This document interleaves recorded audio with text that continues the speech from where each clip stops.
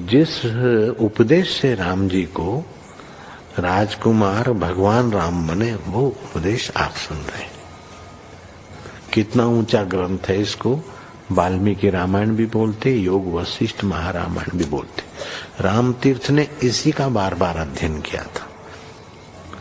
ये आप भी शांत हो जाएंगे परमात्मा में, और दूसरों को भी शांति देने की क्षमता देने वाला ये सदग्रंथ है। इसको वेदांत का सिद्धांत ग्रंथ बोलते हैं। दूसरे होते प्रक्रिया ग्रंथ।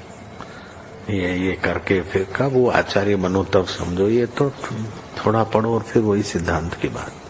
तो बार बार योग वशिष्ठ महारामायण विचारने योग्य। ओम श्री सद्गुरु परमात्मने नमः। श्री वशिष्ठ जी बोले, हे राम जी, जैसे किसी को बलिदान के अर्थ पालते हैं तो वह खाने पीने और भोगने की इच्छा नहीं करता, वैसे ही जिसको अपना मरना सन्मुख भासता है उसको भी किसी पदार्थ की इच्छा नहीं रहती। ये सब पदार्थ आप ही नाशरूप हैं, तो हम किसका आश्रय करके सुखी हों। जैसे कोई पुरुष समुद्र में मत्स्य का आश्रय करके कहे कि मैं इस पर बैठकर समुद्र के पार जाऊंगा तो सुखी होऊंगा, तो वह मूर्खता से डूबकर मरेगा। वैसे ही जिस पुरुष ने इन पदार्थों का आश्रय लिया है और उन्हें अपने सुख के निमित्त जानता है, वह नष्ट होगा। जो पुरुष जगत को चितवता रहता है उसको यह जगत रमणीय भासता है, और जो रमणीय जानकर नाना प्रकार के कर्म करता है और नाना प्रकार के संकल्प करके जगत में भटकता है, उसी को यह भटकाता है। जैसे पवन से धूली कभी ऊंचे और कभी नीचे आती है, स्थिर नहीं रहती, वैसे ही यह जीव भटकता फिरता है, स्थिर कभी नहीं रहता। और जिस पदार्थ की इच्छा करता है वह सब काल का ग्रास है। श्री राम जी बोले, हे मुनीश्वर, इस संसार में भोग रूपी अग्नि लगी है, उससे सब जलते हैं।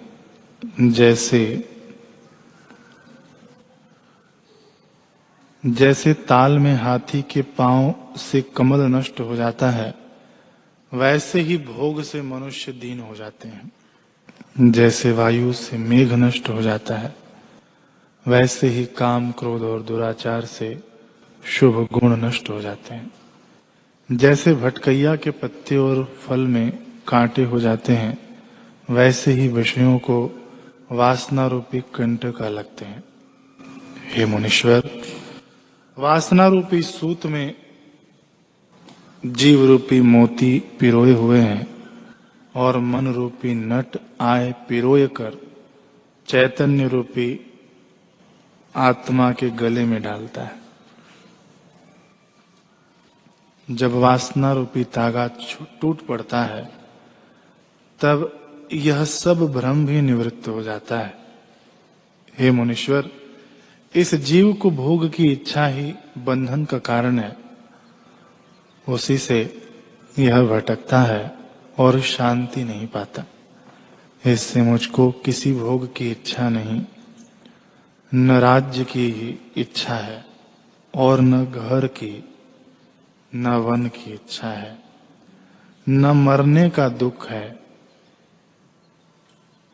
और न जीने का सुख है।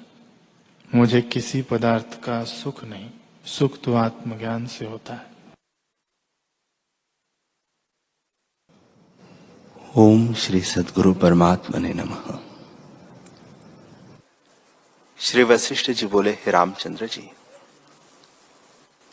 इसी दृष्टि को ऐसे ग्रहण करो और भेद कष्ट दृष्टि का त्याग और नाश करो। जब कष्ट दृष्टि नष्ट होगी, तब ऐसा आत्मानंद प्रकट होगा जिस आनंद के पाने से अष्ट सिद्धि का ऐश्वर्य भी अनिष्ट जानकर त्याग दोगे। अब और ऐसी दृष्टि का वर्णन सुनो जो महादेव महामोह का नाश करने वाली है और दुर्लभ कठिन आत्मपद को सुखपूर्वक प्राप्त कराती है, जिसका नाश कभी नहीं होता। इस दृष्टि का वर्णन दुख से रहित आनंद रूप शिवजी से मैंने सुना है। इससे पूर्व काल में कैलाश की कंधरा में संसार दुख की शांति के लिए अर्धचंद्रधारी सदाशिव ने मुझसे कहा था, हे रामचंद्र जी, पूर्ण चंद्रमा की तरह शीतल और प्रकाशमान हिमालय पर्वत का एक शिखर कैलाश है, जहां गौरी के रमणीय स्थान और मंदिर है। गंगा का प्रवाह झरनों से चलता है, पक्षी शब्द करते हैं और मंद मंद सुखदायक पवन चलता है। कुबेर मोर वहां विचरते हैं, कल्प वृक्ष लगे हुए हैं और महाउज्ज्वल शीतल सुंदर कंदरा में मंदार और तमाल के वृक्ष लगे हुए हैं, जिनमें ऐसे फूल लगे हैं जैसे श्वेत मेघ हो। वहां गंधर्व और किन्नर आते और गाते हैं और देवताओं के रमणीय सुंदर स्थान है। उस पर्वत पर त्रिनेत्र सदाशिव हाथ में त्रिशूल लिए गणों से घिरे हुए अर्धांग में भगवती को लिए विराजते हैं। सब लोगों के कारण ईश्वर, जिन्होंने कामदेव का गर्व नष्ट किया, षठ मुख सहित स्वामी कार्तिक जिनके पास बैठे हैं और महाभयानक शून्य शमशानों में जिनका निवास है, उन देव की मैंने पूजा की। फिर एक कुटी बनाकर एक कमंडलू और फूल और माला पूजन के निमित्त रखे। यथाशास्त्र पुण्य क्रिया से उस कंदरा में तप करने लगा। जलपान करता, फल भोजन करता, विद्यार्थी जो साथ थे उनको पढ़ाता और शास्त्र का अर्थ विचारता था। ब्रह्म विद्या की पुस्तकों का समूह आगे था। आसपास मृग और उनके बालक विचरते थे। इस प्रकार वेद पढ़ाता, ब्रह्म विद्या को विचारता और शास्त्र के अनुसार तप करता मैं कैलाश वन कुंज में रहता था। निदान श्रावण बदी अष्टमी को अर्धरात्रि को जब मैं समाधि से उठा तो क्या देखता हूं कि दशो दिशा काष्ठवत मौन और शांत रूप है। महातम घिरा है और मंद मंद पवन चलता है। ओस के कण गिरते हैं जैसे पवन हंस रहा हो।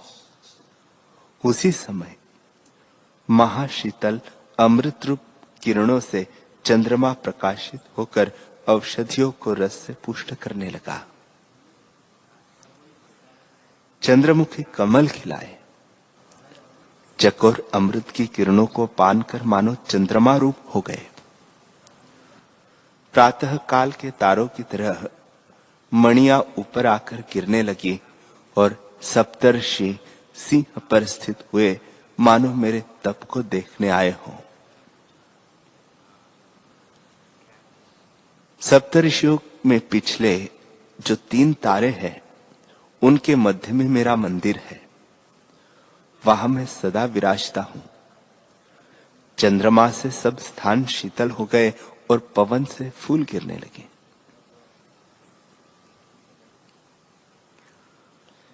श्री वशिष्ठ जी बोले, हे रामचंद्र जी, तब मुझको तेज का प्रकाश देख पड़ने लगा, जैसे मंदराचल पर्वत के मथने से क्षीर समुद्र उछल पड़ा है, या हिमालय पर्वत मूर्तिमान स्थित है, या माखन का पहाड़ खड़ा है, या सब शंखों की उज्ज्वलता स्पष्ट स्थित हुई है या मोतियों का समूह इकट्ठा होकर उड़ने लगा है। वह महातीव्र प्रकाश ऐसा था मानो गंगा का प्रवाह उछलने लगा हो। उस प्रकार की शीतलता से, उस प्रकाश की शीतलता से सब दिशाएं और उनके किनारे भर गए और मैं देखकर आश्चर्य करने लगा कि क्या असमय ही प्रलय होने लगा। तब मैं बोध दृष्टि से मन में विचारने लगा कि यह क्या है।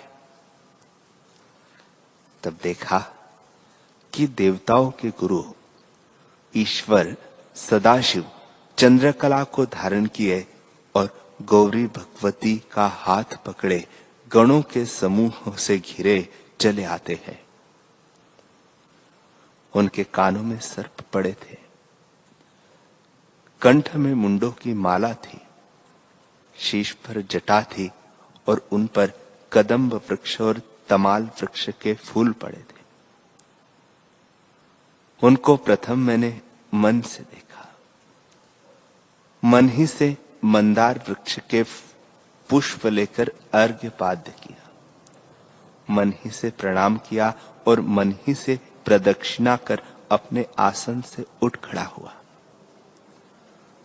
फिर अपने शिष्य को जगाकर अर्घ्यपाद्य लेकर चला और त्रिनेत्र शिवजी को पुष्प अंजलि दे और प्रदक्षिणा कर प्रणाम किया। तब चंद्रधारी ने मुझको कृपा दृष्टि से देखा और सुंदर मधुर वाणी से कहा, हे ब्राह्मण, अर्घ्यपाद्य ले आओ, हम तुम्हारे आश्रम में अतिथि आए हैं। हे निष्पाप, तुमको कल्याण तो प्राप्त है।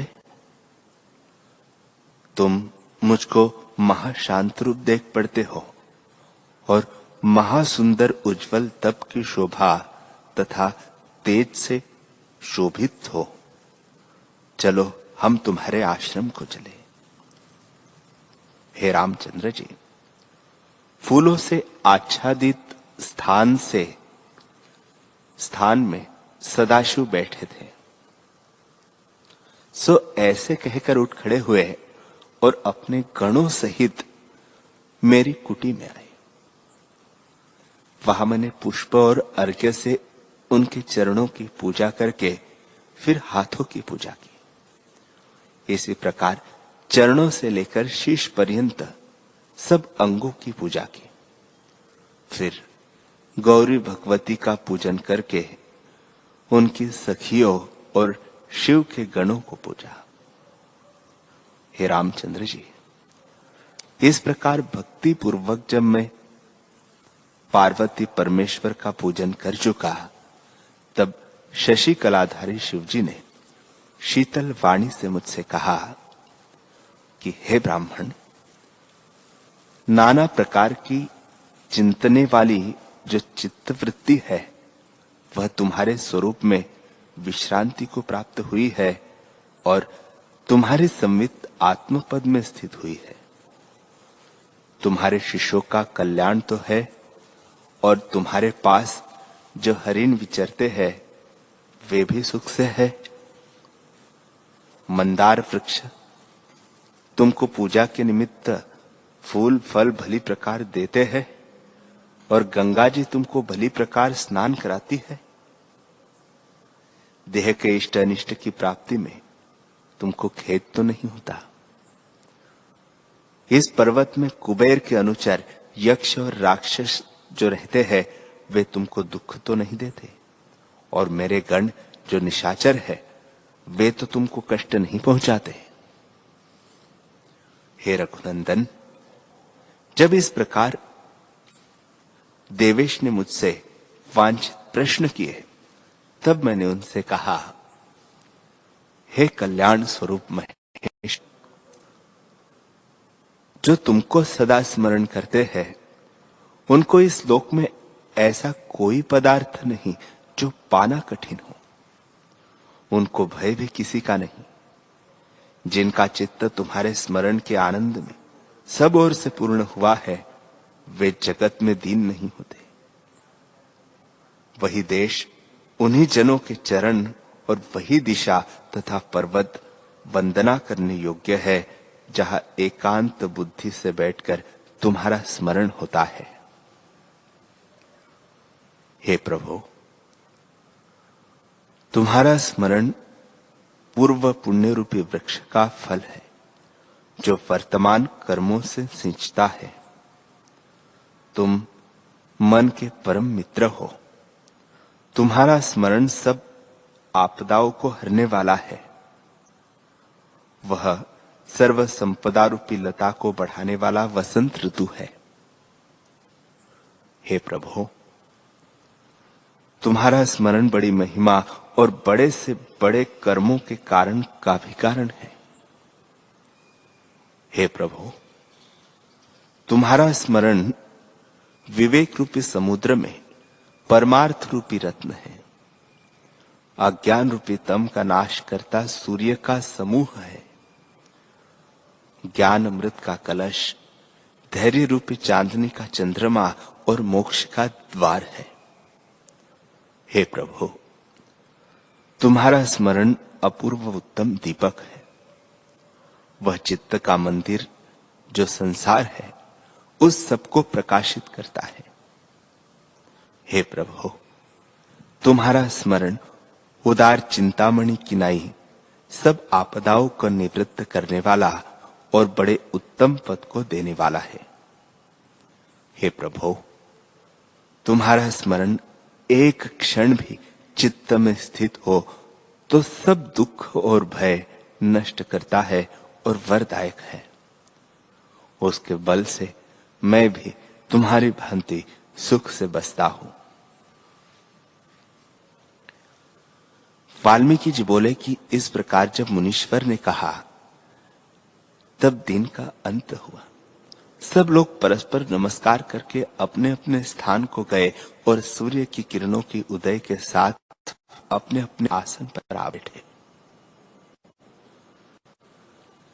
श्री वशिष्ठ जी बोले, हे रामचंद्र जी,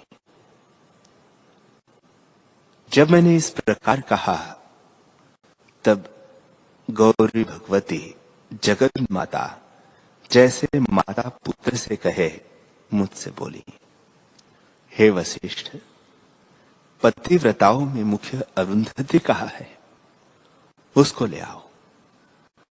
वह मेरी प्यारी सखी है, उससे मैं कथा वार्ता करूंगी। हे रामचंद्र जी, इस प्रकार जब मुझसे पार्वती जी ने कहा तब मैं शीघ्र ही जाकर अरुंधति को ले आया। वे दोनों परस्पर कथा वार्ता करने लगी। मैंने विचारा कि मुझको ईश्वर मिले हैं और पूछने का अवसर भी पाया है, इससे सर्व ज्ञान के समुद्र से पूछकर संदेह दूर करूं। हे रामचंद्र जी, ऐसे विचार करके मैंने गौरीश से जो पूछा और जो कुछ चंद्र कलाधारी ने मुझसे कहा वह तुमसे कहता हूं। मैंने पूछा, हे भगवान, तुम भूत, भविष्य और वर्तमान तीनों कालों के ईश्वर और सब कारणों के कारण हो। तुम्हारे प्रसाद से मैं कुछ पूछने को समर्थ हुआ हूं। हे महादेव, जो कुछ मैं पूछता हूं उसे प्रसन्न बुद्धि हो, उद्वेग को त्याग कर शीघ्र ही कहो। हे सब पापों के नाशक और सब कल्याण की वृद्धि करने वाले, देव अर्चन का विधान मुझसे कहो। ईश्वर बोले, हे ब्राह्मण, जो उत्तम देव अर्चन है और जिसके किए से संसार समुद्र से जीव तर जाता है, सो तुम सुनो। हे ब्राह्मणों में श्रेष्ठ,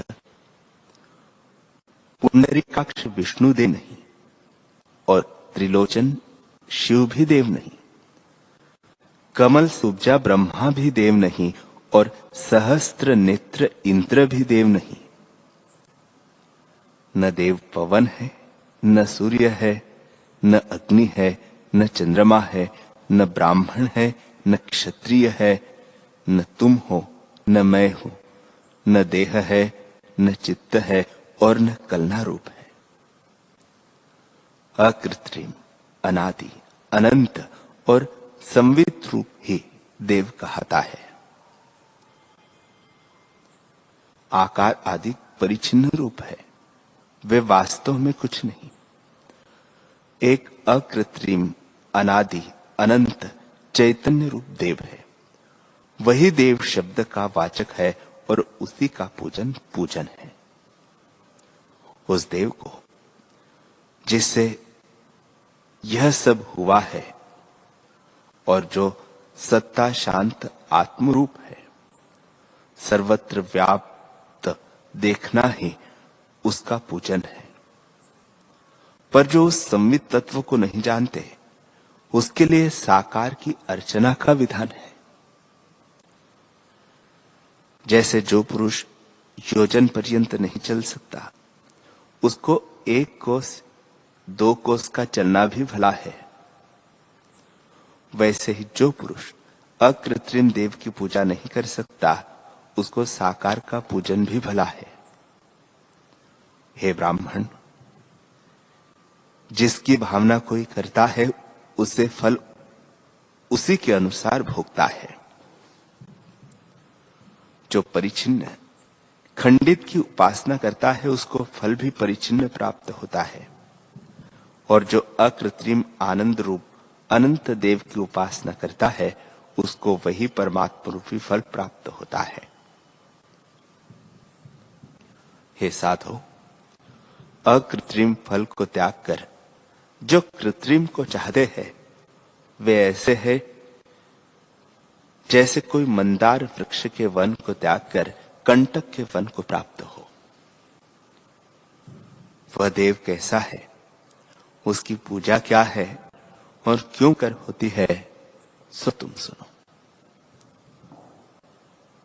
बोध, साम्य और शम, ये 3 फूल हैं।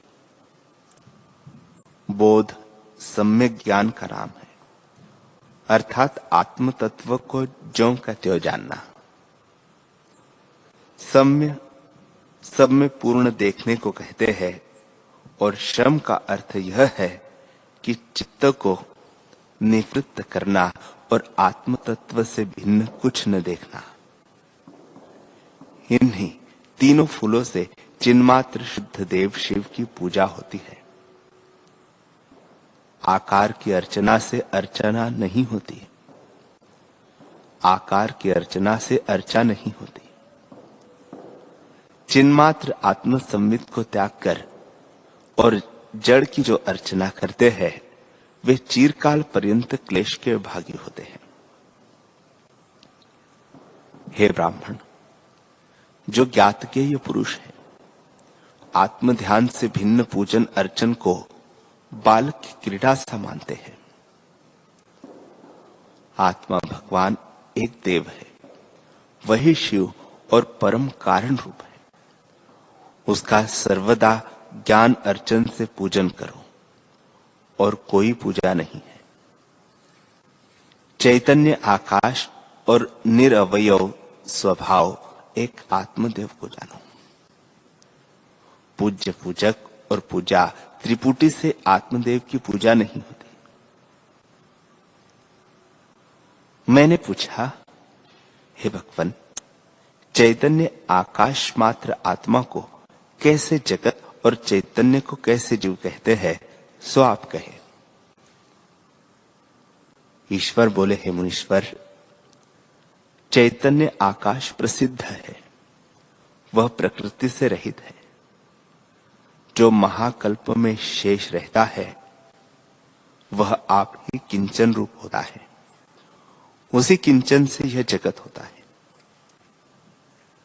जैसे स्वप्न में चिदात्मा ही सर्वगत जगत रूप होकर भासता है, वैसे ही जागृत जगत भी चिदाकाश रूप है।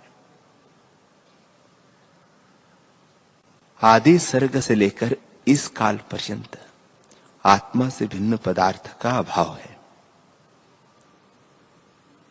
जैसे स्वप्न में जो जगत भासता है सो भी सब चिदाकाश रूप है, भिन्न कल्पना कोई नहीं।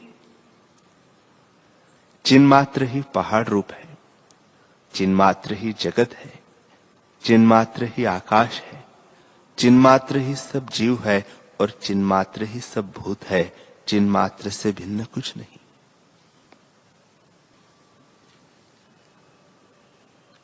सृष्टि के आदि से अंत पर्यंत जो कुछ द्वैत कल्पना भासती है सो ब्रह्मात्र है। जैसे स्वप्न में कोई किसी के अंग काटे सो वास्तव में काटता तो नहीं, निद्रावेश से ऐसा लगता है। वैसे ये जागृत जगत भी ब्रह्मात्र है। हे मुनीश्वर, आकाश, परम आकाश और ब्रह्माकाश तीनों एक ही के पर्याय है। जैसे स्वप्न में संकल्प रूप माया से जो अनुभव होता है सो सब चिदाकाश है, वैसे यह जागृत जगत चिदाकाश रूप है। जैसे स्वप्नपुर आकाश से भिन्न नहीं होता, वैसे ही जागृत स्वप्न भी आत्म तत्व होकर भासित होता है, आत्मा से भिन्न वस्तु नहीं। हे मुनीश्वर, जैसे स्वप्न में चिदाकाश ही घट पट आदि के रूप में भासित होता है, वैसे ही स्थिति प्रलय आदि जगत चिदात्मा से भिन्न नहीं है, आत्मा ही ऐसे भासित होता है। जैसे शुद्ध संवित मात्र से भिन्न स्वप्न में नगर नहीं पाया जाता, वैसे ही जागृत में अनुभव से भिन्न कुछ नहीं पाते।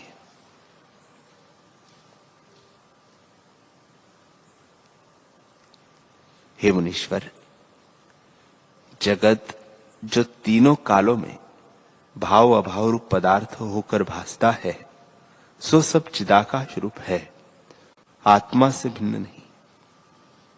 हे मुनीश्वर, यह देव का रूप मैंने तुमसे परमार्थ कहा है।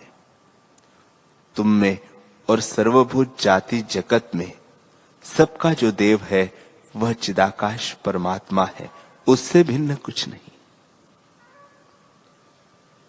जैसे संकल्पपुर में चिदाकाश ही शरीर रूप से भासित होता है, उससे भिन्न कुछ नहीं, वैसे यह सब चिदाकाश रूप है।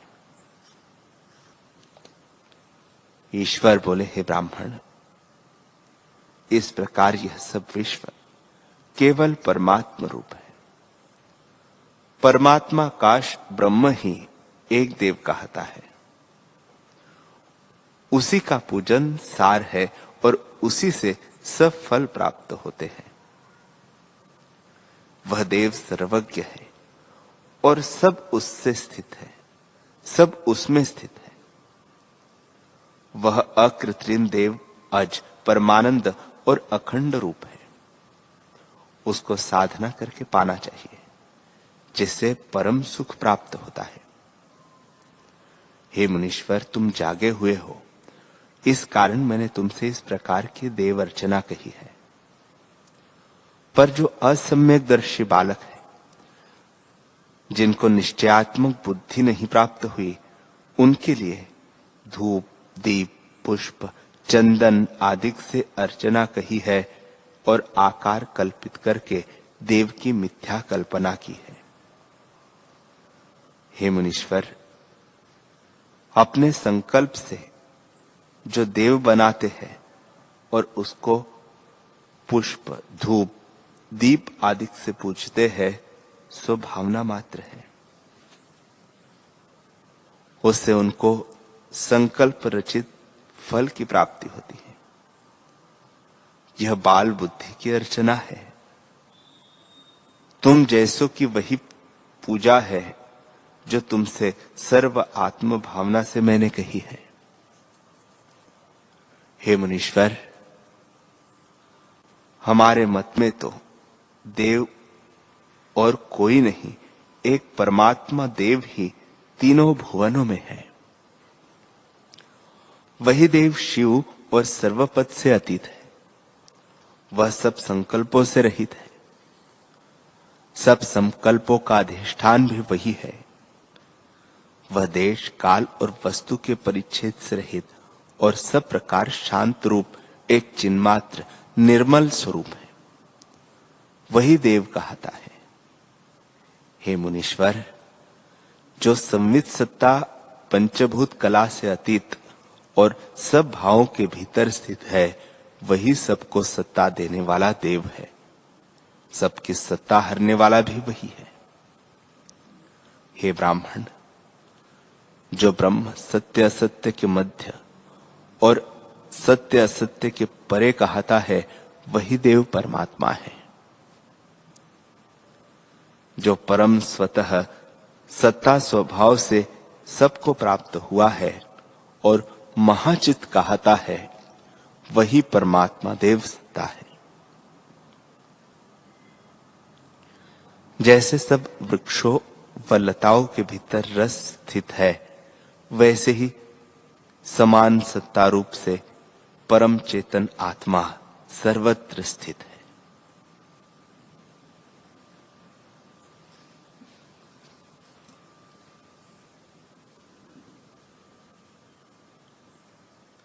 हरि ओम।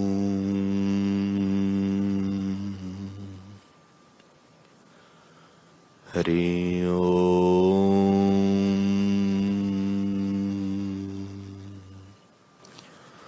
ओम सहना भवतु सहनौ भुनक्तु सह वीर्यं करवावहै तेजस्विनावधीतमस्तु मा विद्विषावहै।